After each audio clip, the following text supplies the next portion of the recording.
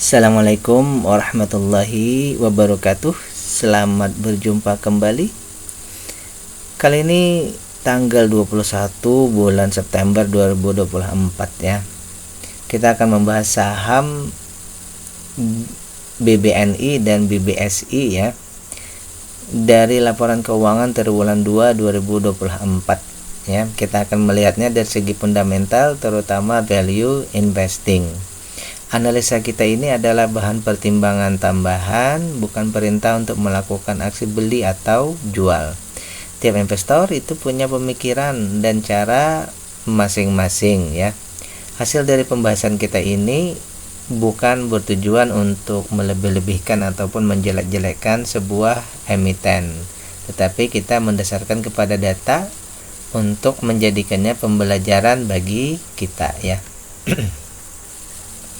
Ini yang pertama adalah BBNI, Bank Negara Indonesia Persero Tbk ya. Saya sudah membuat playlist yang saya letakkan di deskripsi. Silahkan klik di situ untuk mendapatkan saham-saham yang sudah saya bahas di triwulan 2 ini ya. Jika dirasa pembahasan kita ini bermanfaat, jangan lupa untuk klik like, subscribe, dan share.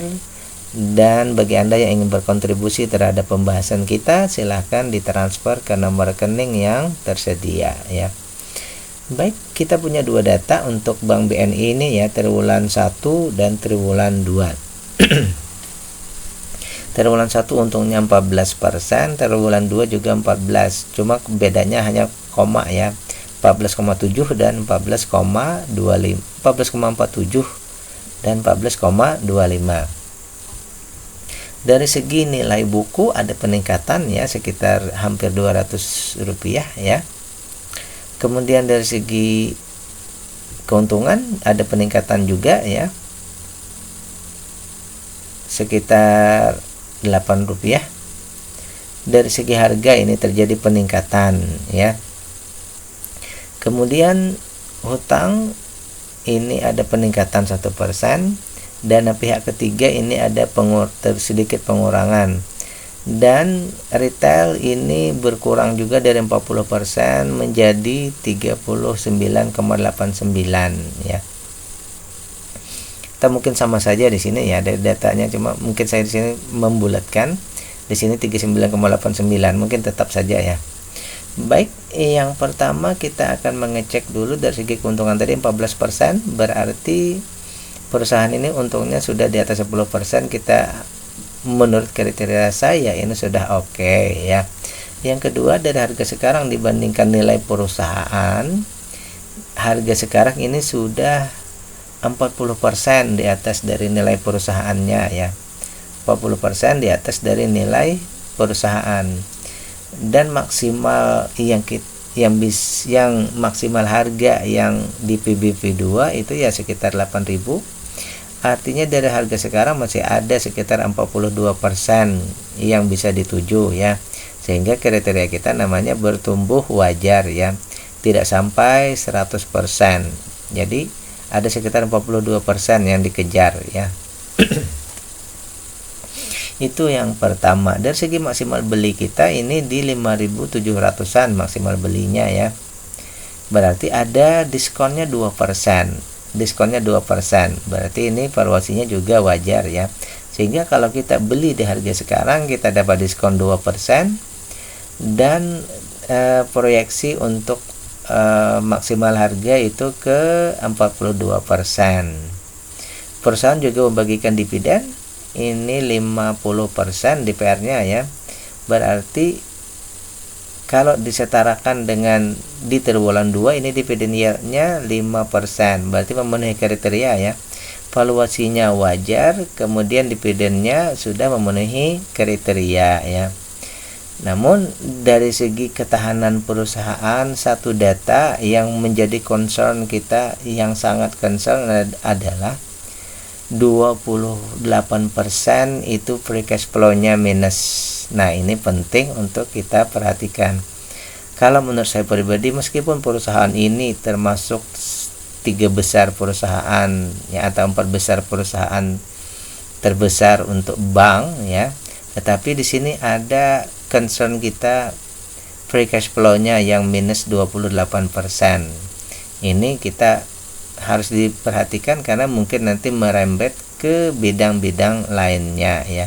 Itu yang pertama. Sekarang dari segi kepemilikan aman saja semuanya ya, karena yang ada di bursa 40 dan yang retail juga 40. Sehingga untuk perusahaan ini ya, untuk emiten ini yang pertama, kalau misalnya kita misal kita tidak menunggu ya ke valuasi murah, maka bisa saja ya istilahnya seperti ini kan, dividennya besar tapi tetap saja ini free cash flow-nya yang belum bisa kita kita jadikan patokannya. Jadi untuk triwulan berikutnya kita menunggu ya. Yang pertama ini karena valuasinya wajar. Kalau kita mau mengejar ke murah dulu ya, berarti harganya mesti turun. Yang kedua, free cash flow-nya membaik. Dua ini concern kita untuk triwulan berikutnya ya. Ternyata juga ya bahwa triwulan 1 itu free cash flow-nya minus 541, sekarang di triwulan 2 minus 1100. Berarti ini terjadi peningkatan minus free cash flow-nya ya. Ini berarti makin concern terus ya. Berikutnya kita juga tetap membahas bank BBSI, Combank Indonesia ya. Kita juga punya dua data. Triwulan 1 untungnya 4%, triwulan 2 juga 4% ya. Harga sekarang permodalan perusahaan ini ada meningkat sedikit ya, sekitar Rp9. Kemudian IPS-nya juga anggap saja tetap ya. Harga naik sedikit. Kemudian ini dana dari pihak ketiga hanya 51%. Memang naik ya dari 28 ke 51, sekitar 100%, anggap saja 100, tetapi masih nilainya masih rendah. Yang normal istilahnya gitu kan sekitar 300 sampai 500 sampai 700 ya. 300 sampai 700 itu normal. Nah, jadi di sini pertama perusahaan untungnya di bawah 10%. Itu yang pertama concern kita. Yang berikutnya kita ngecek lagi dari segi harga sekarang dibanding nilai perusahaan. Harga sekarang itu sudah 3,7 kali lebih tinggi daripada nilai perusahaannya ya. Itu yang pertama. Kalau kita hitung dari maksimal harga yang kita kejar ini sekitar 1.700-an, sekarang sudah di 4.000-an. Berarti harga sekarang ini terbaca ya 58% sudah di atas daripada, ini mungkin bukan 58 tapi mungkin 100%-an lebih ya. Mungkin sampai 17.34, berarti di atas 100% ya. Sudah di atas dari maksimal harga PBB 2-nya ya. Sehingga di sini bertumbuh lamban terbacanya ya. Untuk maksimal beli juga hanya di 379, berarti harga sekarang ini sudah 10 kali lebih tinggi daripada maksimal beli. Sehingga simbolan kita untuk valuasinya ini mahal ya. Yang pertama mahal karena sudah 10 kali lebih tinggi. Kemudian untuk beggar juga sudah terlewat ya. Plus lagi perusahaan belum membagikan dividen. Karena apa tadi? Karena keuntungannya di bawah 10%. Plus ya, untuk ketahanan perusahaan di sini bahwa perusahaan ya free cash flow-nya ini hanya 1% ya. Hanya 1%, walaupun peningkatan sebelumnya minus 29 sekarang sudah naik ke 13, artinya 1% ya. Memang ada peningkatan tetapi masih dalam area yang awas ya. Baik, untuk hal lainnya ini tadi yang hutang dalam artian di sini dana pihak ketiganya ini sangat sedikit ya, kalau menurut saya ya masih sedikit ya.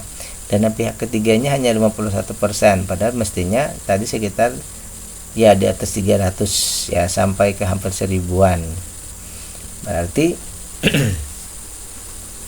masih sedikit. Kemudian juga dari saham yang ada di bursa semuanya ya hampir 100%, hanya 10% yang ada di retail. Oleh karena itu juga menjadi concern kita, karena nanti urusannya dengan volatilitas harga. Oleh karena itu dari semua data yang kita dapatkan ini ya, menurut saya pribadi yang pertama tentu saja keuntungan harus di atas 10%. Yang kedua, harga sudah terlalu tinggi tadi ya. Yang berikutnya ini free cash flow ya, memang sudah di atas dari 0 tetapi masih di bawah 5%. Terus dana pihak ketiga ya, dana pihak ketiga atau di situ terbacanya HTB ya, itu masih sedikit juga ya. Dan terakhir ini tadi retailnya, berarti termasuk banyak yang kita harus tunggu ini ya. Yang kita cek di berikutnya ini IPS, harga, free cash flow, dana pihak ketiga, dan retailnya ini kita tunggu lagi perbaikan dari kinerja perusahaan ini ya. Demikian pembahasan kita untuk dua bank ini ya, sama bank ya, Bank BBNI, Bank Negara Indonesia, dan BBSI Krom Bank ya. Demikian, mudah-mudahan bermanfaat. Billahi taufiq wal hidayah. Assalamualaikum warahmatullahi wabarakatuh.